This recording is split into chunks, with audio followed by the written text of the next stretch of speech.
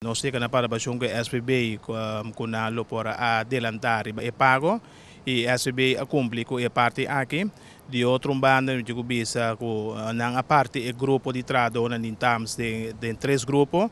Tem grupo que a bina remarque promedio custos para a parte de 60 e de dois grupos a receber na parte de 60 a era 12 de agosto.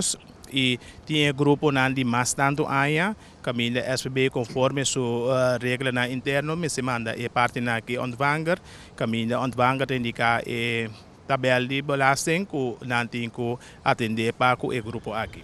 Di kung na may sabay atender ko grupo aqui riba tabela de belasting aqui. Tem algo com nota quadra?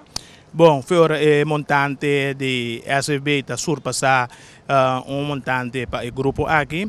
E montante conforme a regra interno de quadro de uitkering de 60 na mês demanda e parte e ontvanger que está disponível na lugar e hora e altura de belasting que está deduzir for de montante que está surpassar e X montante que nós referimos a.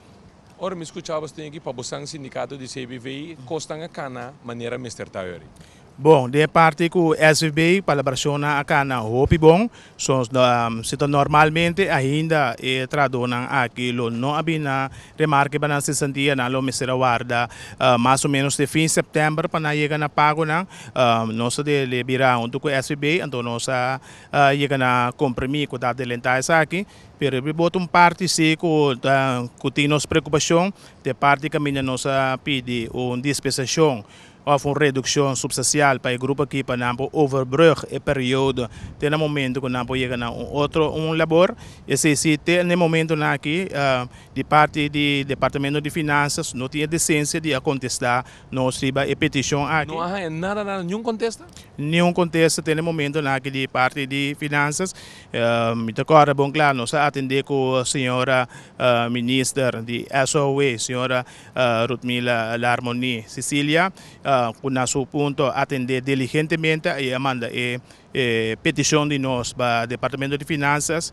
Até no momento aqui, como está em entrevista aqui, nós não recebemos nenhuma notificação sobre nossa petição. E se nós lamentamos, caminho grupo substancial de trabalho está chegando na perda de labor e tem na hora nós fazemos uma petição, não tem diligência para contestar nossa petição.